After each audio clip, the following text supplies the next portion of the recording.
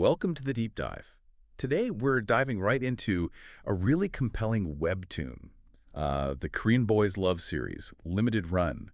It's by Eeej, published on Lezhin Comics. Yeah, this one, it's definitely not late reading.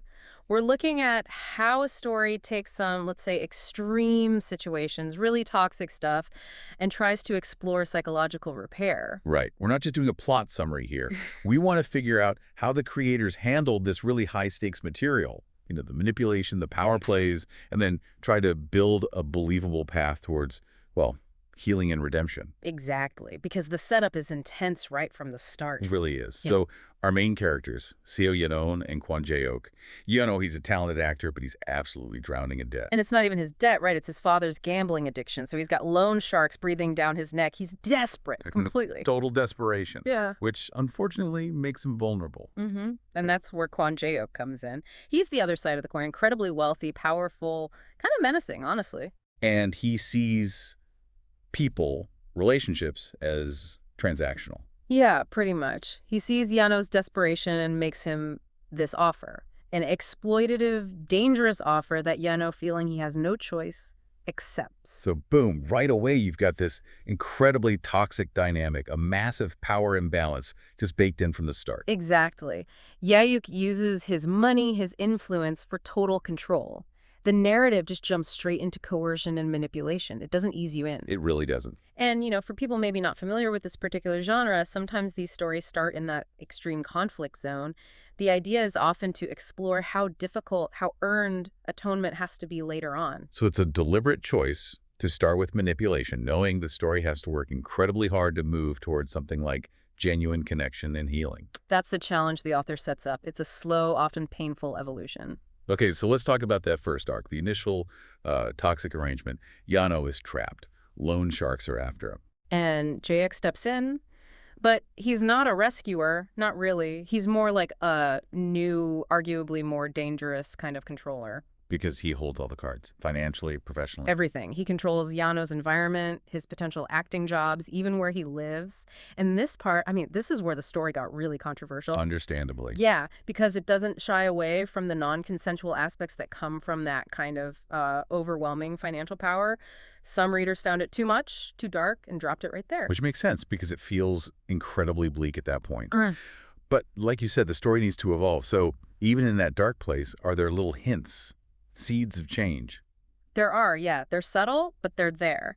You start seeing these tiny moments where Jae-hyuk's actions, still controlling definitely, but maybe driven by something more than just ownership. Yeah. This weird, intense fascination, maybe even a twisted sort of protectiveness. Okay, so not just cold calculation. Not just. And Yano, crucially, even though he's submitted to the situation, he's never portrayed as completely broken. There's this quiet resilience, this complexity that hints he won't just be a passive victim forever. And that hint sets up the next phase, right? Yeah. Arc 2, where things start to shift emotionally. Right.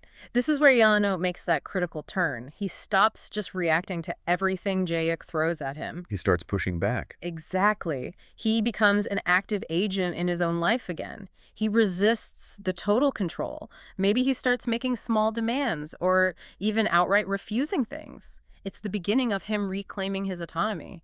He challenges the dynamic instead of just enduring it. That must be a huge turning point, because it forces the story beyond just the deal, the transaction. Absolutely. It stops being purely about the debt and starts being about the people involved, their histories, their wounds. This is where we really dig into their past traumas. So we learn why Jae-hyuk is the way he is. Precisely.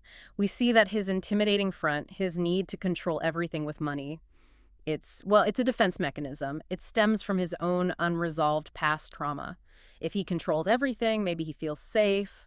You start to see the cracks in the armor. And for Yano, we get a deeper sense of his vulnerability, too. It wasn't just the money situation. Right. It was a pattern.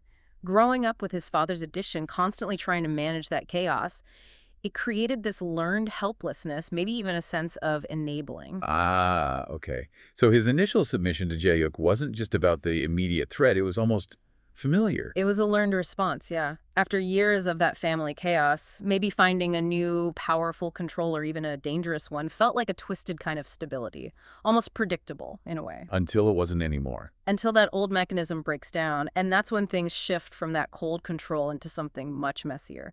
Intense emotional turmoil, confusion, real entanglement. And once that happens, there's no going back to the original setup. No way. Which leads us into the third arc, healing and reconciliation. Now, the focus has to be on atonement, on finding some kind of resolution. But how does the story even begin to make that healing feel earned? Especially after the initial non-consensual elements. That's the tightrope walk, isn't it? Jae-hyuk can't just say sorry and expect everything to be fine. His redemption arc has to involve him genuinely grappling with the harm he caused. Horrific harm. So it requires, what, brutal honesty? Confronting the toxicity head on? Definitely. Honest communication is key. And Jae-hyuk has to demonstrate change, primarily by giving up control. Willingly. And Yeon's role in this. Crucially, Yeon has developed his own self-worth by this point. He's not the same person Jae-hyuk initially manipulated. So if he engages in this reconciliation, it has to be entirely on his terms. It's his choice, not driven by debt or fear anymore. Okay, so his agency becomes the foundation for any possible future. Exactly. Without that, the redemption wouldn't land. To really get why this resolution, or even the attempt at it, is so complex, we need to dig into their psychology a bit more. Let's do it. Starting with Yeon-oh. His trauma is layered, right? The debt is immediate, but there's also the long-term emotional scarring from his family situation, always trying to manage his father's chaos. Right. It seems like his upbringing taught him, maybe subconsciously, that his own needs weren't the priority. Yeah. That survival meant appeasing others, managing external threats. So that passive submission we see initially, it's a coping strategy learned over years. Complying felt safer, or at least like a way to achieve some temporary stability in the midst of chaos. Which then plays into that initial dynamic with Jae-hyuk. It's almost like a codependency, but a really twisted one. You could definitely see it that way. Yeon-oh needs Jae-hyuk financially, but Jae-hyuk arguably needs Yeon-oh emotionally. He needs someone close, someone to fulfill this connection need that his own trauma prevents him from forming healthily. So Yeon-oh's journey is really about breaking that pattern. Yeah. Realizing he doesn't have to serve someone else's needs, his father's, Jae-hyuk's, just to exist. Yes. Reclaiming his agency, moving from reacting to demanding. That's his path to resilience. Okay, now let's flip to Jae-hyuk, the architect of the initial toxicity. Intense, manipulative. What's the root cause of that obsessive need to control? It looks like a classic trauma response. For Jae-hyuk, control equals safety. People aren't partners. They're potential threats. Or maybe objects he needs to secure. And his wealth isn't just status, it's his tool for control. It's his primary weapon. If he can create total financial dependence, he thinks he can prevent people from leaving him, which seems to be his core fear abandonment. So he tries to buy connection, but ends up creating isolation instead, using power to wall himself off while trying to pull someone close. That's the paradox, isn't it? His cruelty in that first arc, it comes from not knowing how to show care without exerting ownership. There's this intense yearning for connection underneath it all. But it's so distorted. Completely distorted by his trauma, so his growth has to be about recognizing how horrific his behavior was, how it actually destroys the connection he craves. Learning to care for Yeon-oh without controlling him, that's the fundamental shift he needs to make. Now, shifting gears slightly, let's talk about how readers reacted. This story definitely generated buzz, but it was mixed, right? Very mixed, but also very passionate. One thing most people agreed on was the art, though. Eej's artwork is consistently praised as just stunning, really high quality. Yeah, the visuals are incredible, and I think that helped carry people through some of the tougher parts. For sure. And as we talked about, Yeon-oh's journey, seeing him find his strength and resilience, that was a huge hook for fans who stuck with it. He really became the emotional anchor for the whole redemption arc. But the ending itself, that seems to be where opinions really diverged. Yeah, the ending of the main storyline sparked a lot of debate. Some felt it was, well, rushed. Rushed how? Like, given how severe the initial problems were. Exactly. Considering the depth of the trauma, the non-consensual elements, the sheer toxicity, some readers felt the resolution came too quickly, maybe too neatly, like the healing didn't quite match the severity of the wounds. That's a fair point. When you start with such extreme stakes, the payoff needs to feel substantial. It does.